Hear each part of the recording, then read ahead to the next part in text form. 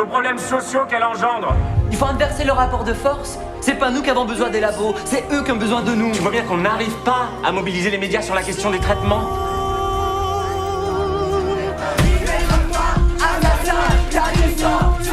Ensemble, nous pouvons construire une communauté capable d'adopter à l'égard de la maladie une attitude positive et combative.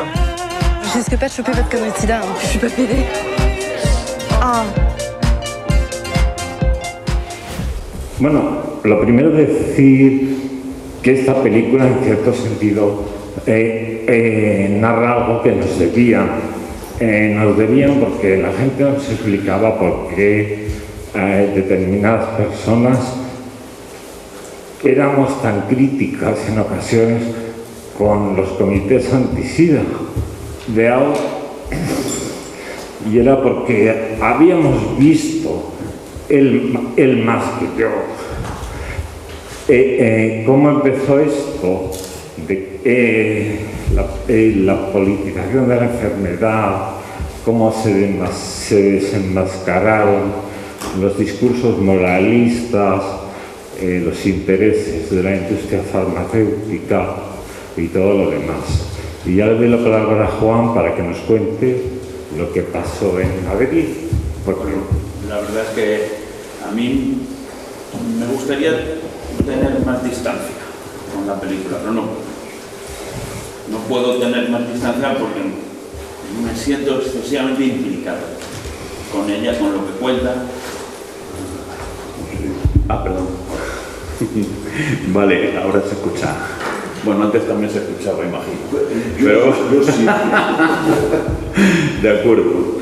Bueno, decía que me gustaría tener más distancia con la película, ser más objetivo con ella, pero el problema es que no puedo. Creo que la emoción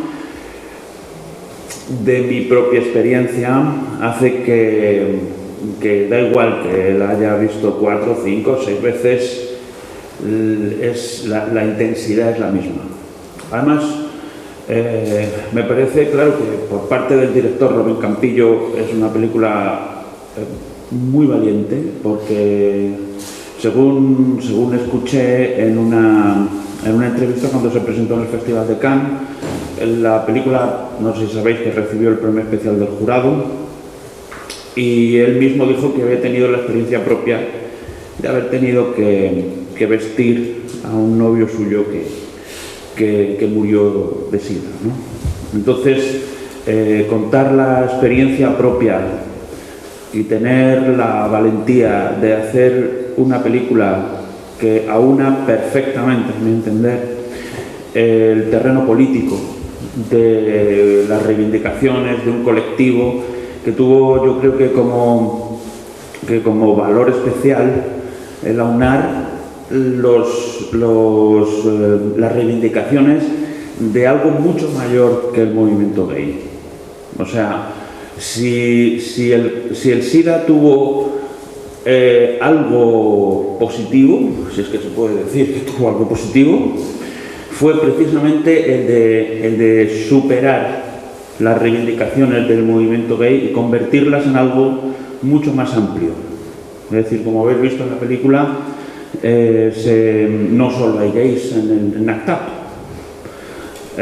Ahí estaban las lesbianas, ahí estaban las trans, ahí estaban los hemofílicos, se luchaba por los presos y se hablaba sobre todo de algo que también se trasladó al primer colectivo que aquí en España, en concreto en Madrid, se dedicó a la lucha contra el SIDA, aunque no nació específicamente como tal, pero que fue la Radical Gay. La Radical Gay, de la que tanto José como yo, como Eduardo, formamos parte en los 90, pues tuvo esa capacidad de hacer que las imágenes, que la performatividad, o sea, que esa performance que estaba constantemente, que se ve constantemente en la película, se transformara en algo político, en una lucha política. En una lucha que no solo tuviera que ver con la liberación del cuerpo gay, sino que abarcara la lucha contra la exclusión social. Eso fue una cuestión fundamental. El problema de la exclusión como problema social, como problema político que abarcaba una lucha contra el sistema capitalista. Y ahí está el problema que se cita en la película constantemente hasta el final, que es la vergonzosa actitud de las farmacéuticas, que se dedicaban única y exclusivamente. O sea, aquí de lo que se está hablando es de la actitud de una industria dedicada a lo que debería ser un servicio público, que es la sanidad. Y por lo tanto, claro, o sea, estamos hablando de cómo el capitalismo funciona de tal forma que trata de controlar constantemente nuestra vida, nuestros cuerpos.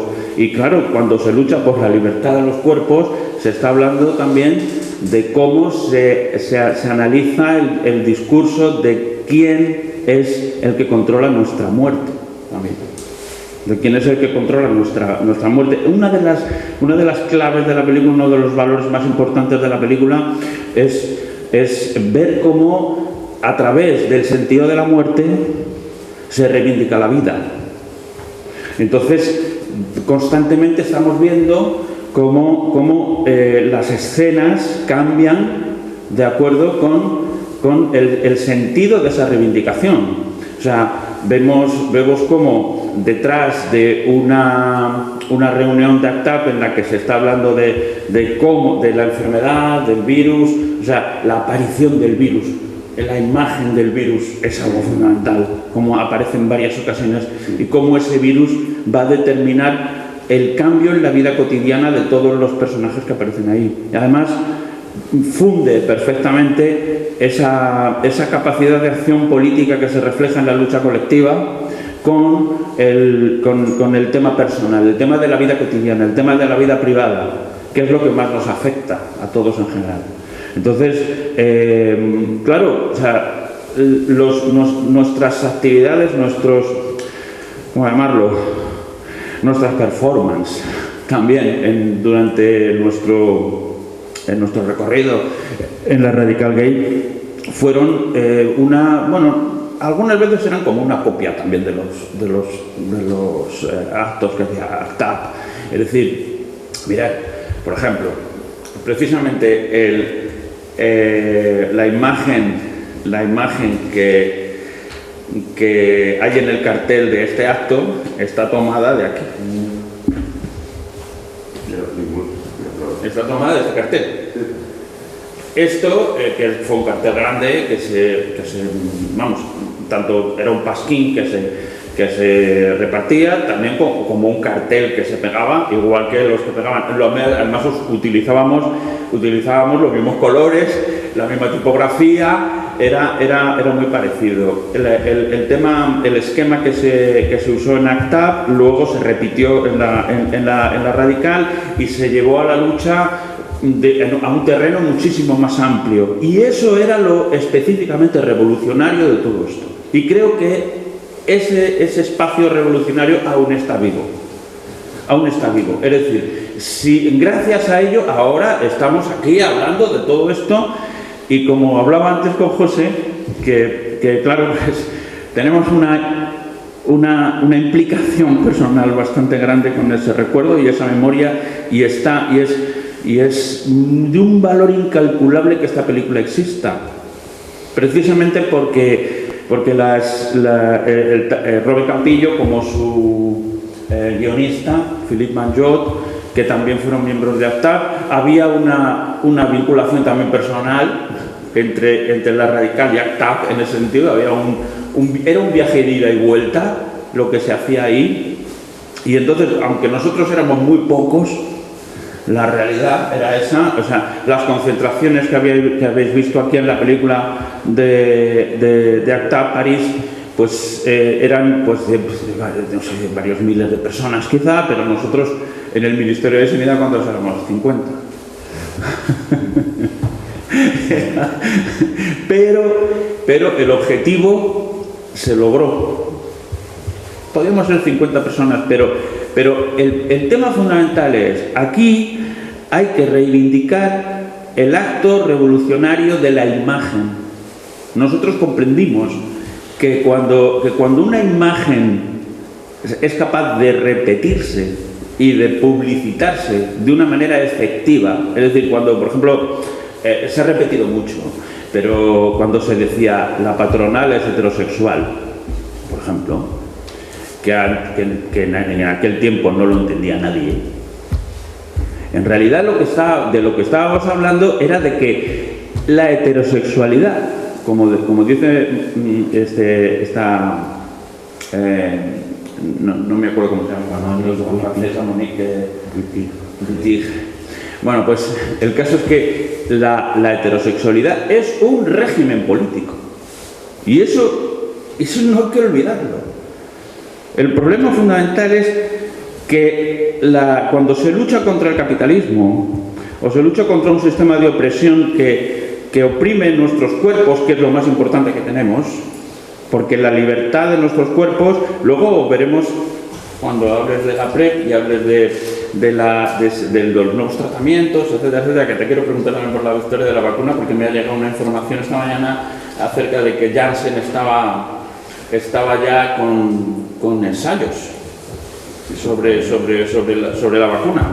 Es una cosa muy, muy alucinante, que no me imaginaba que eso pudiera ser tan rápido, ¿no? Así. Pero vamos, el proceso fundamental de cambio que se ha dado de la liberación, o sea, de la lucha por la liberación gay desde Stonewall hasta hoy, donde ya el tema ya no se habla tanto de un tema de liberación gay únicamente, porque eso ya creo que ha quedado desfasado, porque ha quedado englobado dentro de algo mucho mayor, que ahora pues podríamos denominarlo queer, podríamos denominarlo de algún otro modo, no lo sé, que todavía no está muy bien definido, depende de quién leáis, así le darán una definición concreta, pero en el fondo todos acabamos teniendo un objetivo común. Y el objetivo común está dentro de nosotros, está en nuestros cuerpos, el control que podemos hacer sobre nuestros cuerpos. Sí, bueno, una cosa que te has olvidado de citar es el momento en que surgió, no se destinó mucho dinero a la investigación porque empezó afectando a determinado tipo de gente y estaban en el gobierno Reagan, Thatcher y Juan Pablo II. Sí, bueno, entonces fue un momento difícil de la historia para... Sí, el contexto es importante, es cierto, el contexto es importante, es que me enrollo mucho con mi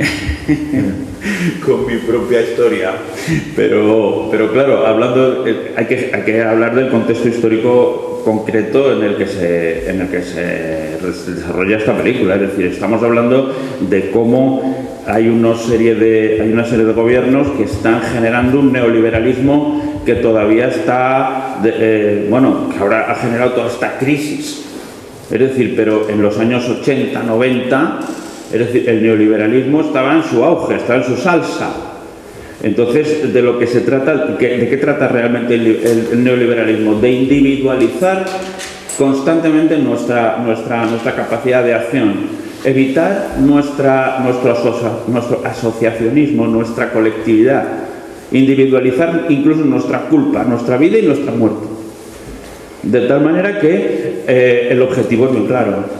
Es decir, no podremos establecer ningún tipo no podemos hablar de libertad, de liberación, de lucha por ningún tipo de derecho si no acabamos con este sistema. Eso es así. Entonces, ¿cómo acabar con él? ¿De la manera tradicional? No. ¿Qué nos enseñó Dactap? ¿Qué nos enseñó nuestra propia experiencia en la Radical Gay? Que hay que encontrar nuevos modos de lucha, que hay que encontrar nuevas formas de acción. Entonces, la acción performativa, tal y como se aprecia en la película, era muy efectiva. Es decir, en aquel tiempo no había nadie, o muy pocos, que pudieran decir, que pudieran seguir o entender siquiera ese tipo de actividad, ese tipo de acción. Pero a la larga ha sido muy efectiva para establecer una teoría para aplicar este tipo de cosas. Bueno, más o menos, y aquí acabo porque si no me enrollo y no acabo.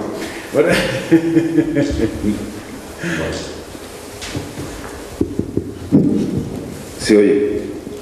Vale. Bien, buenas noches.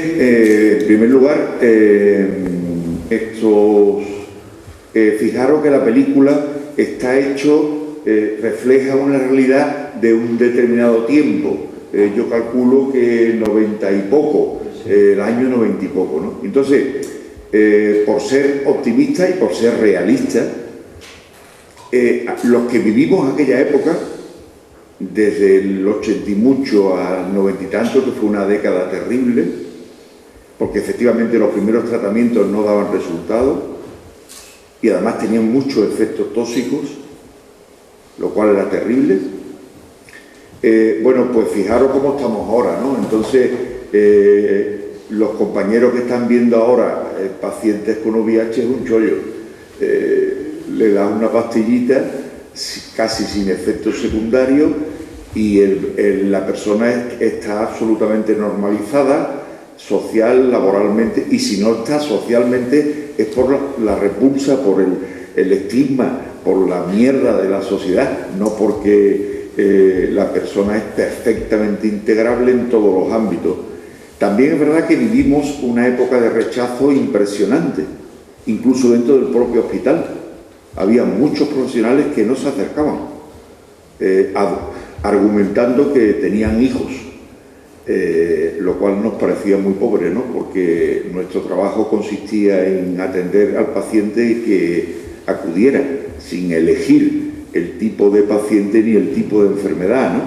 En eso consiste nuestro trabajo, ¿no? Un bombero no elige los incendios que les gusta y aquellos que no les apetece, ¿no? Sino él tiene que estar dispuesto a ir a todos, y si no hay que echarlo, porque nos jugamos mucho en este tipo de profesiones. Bueno, por lo tanto yo veo ahora con mucho optimismo la realidad, ¿vale? Comparto el análisis. Las farmacéuticas son industrias privadas que no tienen ningún tipo de moral, y que con el SIDA y ahora con el coronavirus están batiendo récords de ganancias en cualquier tipo de industria. Y ha superado ya la armamentística, la droga. Ahora mismo es un chollo, las epidemias es un chollo para la farmacéutica. La desgracia es que son empresas privadas y entonces en la reflexión que hago es que la investigación no puede ser privada exclusivamente, y actualmente el 99% de la investigación es privada. ¿Por qué? Por los medios de que disponen. ¿Cómo ha aparecido la vacuna en menos de un año con el coronavirus?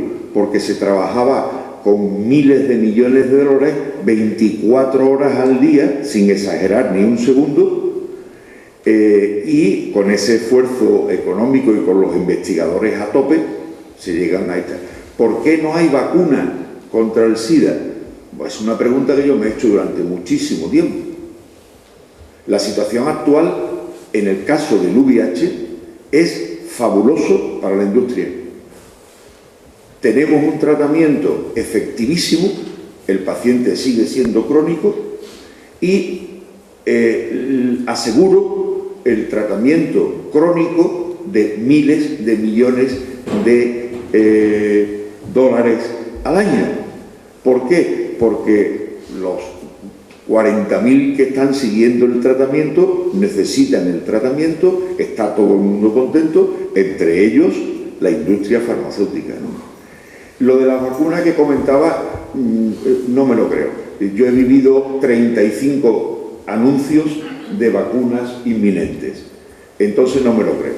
Lo que sí es verdad que se está investigando, pero el virus del VIH es muy jodido porque cambia mucho, muta mucho se llama, y al cabo de 24 horas el virus que ha mutado no es el mismo en 24 horas, no es el mismo que empezaste. O sea, y por lo tanto la vacuna es casi muy difícil de conseguir. De todas maneras... Me gustaría... Sí. Bueno, es que tengo aquí la noticia. Sí. Y bueno, es una que apareció en El Mundo. Lo que pasa es que aquí no hay suficiente cobertura. Pero vamos, es una entrevista con uno de los que uno de los voluntarios que se han prestado al tratamiento. Sí, vamos a ver. Ensayos de vacuna hay desde hace 20 años. Los ensayos dan resultados, pero no óptimos. Si de 10 personas, 7 se inmunizan y 3 no sirve. Y después estamos teniendo... el problema es que el tipo de vacuna, como os digo, el virus atenuado no se puede probar en seres humanos porque tienes el riesgo de infectar al voluntario, y la vacuna RNA, yo no sé si esto es muy técnico, como está pasando con el corona, cambia tanto que mañana ya ese virus, esa vacuna que servía hoy, mañana ya no sirve porque el virus es otro. Y entonces es complicado. Seguro que hay ensayos. Estoy convencido que la única posibilidad de que exista la vacuna es que la pruebe un laboratorio que no tenga antirretrovirales, porque el que tiene antirretrovirales está encantado. Entonces que sea lo malo es que antirretrovirales tienen las 4 grandes multinacionales, ¿no? Entonces las que quedan son más pequeñas. Y después en España, que existe un enorme interés y un enorme nivel científico, ¿cuál es el problema? Pues que la mayoría de los investigadores se tienen que ir de España porque no pueden comer. Hubo unos años en que volvieron bastante, volvieron los recortes en el 2007 y están ahora mismo en Estados Unidos, en Reino Unido, y por eso no solo es una cuestión de recursos, sino una cuestión de investigadores. Para alcanzar una vacuna tiene que haber miles de investigadores y miles de millones de dólares invertidos, ¿no? Bueno, por lo tanto, yo soy optimista de la situación actual. Nunca el estigma no ha pasado, pero ha mejorado el 80%. No ha pasado. No es lo mismo decir que tengo VIH a decir que tengo una hipertensión, para nada. Y por lo tanto, la miseria social sigue existiendo. La miseria laboral sigue existiendo. La suerte es que dentro de los estudios laborales no se pueden hacer el VIH, ¿vale? Salvo las profesiones que tengan riesgo real. Si yo soy cirujano, sí tengo que prestarme a ese porque puedo poner en riesgo, pero si soy una persona que trabaja en la limpieza de un hotel, no pueden hacerme el VIH porque me lo hacen para echarme, no para ayudarme, y por tanto hay que tenerlo muy en cuenta. Me comentaba José que hablara del PrEP. El PrEP, no sé si lo sabéis todos, es un tema muy polémico, que está ganando la batalla, os lo digo. Yo hace 2 años expresé sinceramente la duda que tenía sobre la historia. El PrEP significa que aquellas personas que están aseguradas que van a hacer prácticas de riesgo, que no es que sea posible la práctica de riesgo, sino que es seguro que voy a hacer prácticas de riesgo, suelen ser hombres que tienen sexo, no todos, como pasa con cualquier tipo de modalidad sexual, pero hay determinados sectores que desesperados de su trayectoria, de su vida sexual, que el SIDA la ha destrozado en muchísimos casos. Lo que decía este actor de los 5 años, lo he vivido yo en la consulta en muchos más años. Es decir, ante la tortura de las relaciones me hago absolutamente asexual porque no me compensa la tortura que tengo en la actividad, y eso es tremendo, ¿no? Vale, bueno, pues entonces, ¿qué significa esta profilaxis preexposición, el PrEP? Que yo tomo una medicación antes de hacer el riesgo, puesto que el riesgo lo considero muy elevado. ¿Vale? ¿Por qué tenía yo dudas hace años? Porque nosotros lo que decimos ahora, como dice muy bien la película, y el ACETAP que lo insiste perfectamente, el tema utiliza preservativo o asume el riesgo, ¿vale? Asume el riesgo significa que, como dice el actor, que le den morcilla a la infección de la boca, ¿no? ¿Por qué? Porque eso pasa mucho es muy fácil decir domínate, pero en medio de una historia los riesgos son muy altos, ¿no? Los riesgos de mandar a hacer puñeta todas las normas y todas las reglas, ¿no? Siguiente punto del PrEP. El que toma la pastilla antes del riesgo seguro que no va a usar preservativo, porque si usara preservativo no se iba a tomar la pastilla. Y eso es algo, llevamos toda la vida diciendo usar preservativo, y ahora estoy yo favoreciendo a aquellos que no usan preservativo. Me cachi la mata, al igual. Después estos PrEP salieron en Estados Unidos pagándolos personalmente personas con poderío económico, ¿de acuerdo? Y decían, yo compro la pastilla y no tengo que ir al médico. Y eso médicamente era terrible, peor que el no uso de preservativo, ¿no? Y posteriormente en Europa y en España se conseguía en Amazon. Yo conseguía la pastilla, me costaba 30 euros, que tampoco es tanto, y me la tomo sin control, ¿vale? Otro punto que te dice a ti como médico, chiquillo, estás perdiendo el control de la situación. Y finalmente, y muy importante, definitivo, ha habido 5 estudios científicos extraordinariamente bien diseñados que han demostrado que el tratamiento preventivo antes del riesgo anula la posibilidad del contagio. 5.000 personas se toman el tratamiento y ninguno se contagia. Sí, bueno, yo aquí te quería hacer una pequeña discrepancia con el tema del PrEP. ¿No hay algo también de mina para la industria farmacéutica? Ahora tenemos otra pastilla, vamos a dedicar a controlar cuándo la tienes que tomar, qué efecto te ha surtido, y te tenemos que volver a ver y te tenemos que volver a revisar. Te comento mi opinión. Entiendo lo que tú dices absolutamente. El negociazo de la farmacéutica no va a pasar por el PrEP, porque el PrEP es muy barato. El PrEP es muy barato.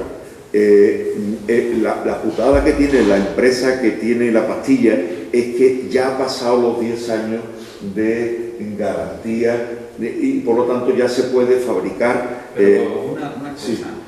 Hablas de la pastilla como si fuera el anticonceptivo, la pastilla ya después, o yo qué sé. Sí. Vamos a ver.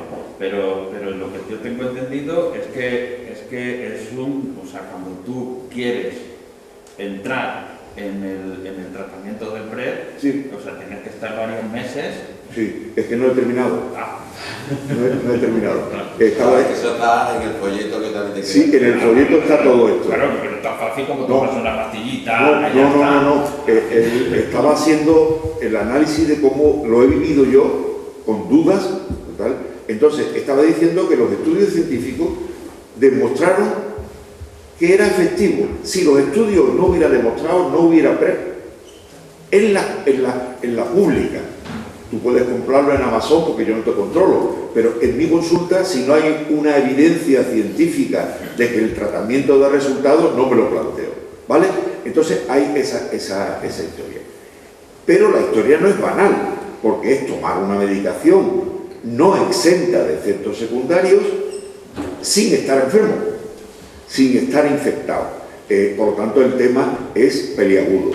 El precio, como digo, ha bajado tanto que ahora el problema no es el precio, ni siquiera como argumento, porque en tiempos decían, hombre, el Estado no va a pagar una pastilla, sale más caro en la del día después. por ejemplo, ¿no? Y también se utiliza. Y la día después también tiene grandes efectos, son hormonas, tiene efectos secundarios importantes. Tomar tratamiento y sin embargo se está usando. Este debate filosófico se acaba, en mi opinión, y lo ponemos en el díptico, se acaba cuando hay un documento hecho por el Ministerio y por expertos de toda España que dicen que la PrEP en España es correcta. Ahí se acaba, es como si tú dices, es como si hay una ley que dice se legaliza la eutanasia. Y ahora yo digo, pues yo no estoy de acuerdo. Y dice, bueno, es que mira, es que es legal. Y yo tengo derecho a... yo puedo declararme objetor, eso es cierto, pero el paciente tiene derecho a que yo, objetor, me retire y otro no objetor, porque tengo derecho a la asistencia. ¿La asistencia es automática? Yo estoy en el pasillo y me pongo a dar pastillas, para nada. La consulta, que ya está funcionando desde hace 2 años, va con muy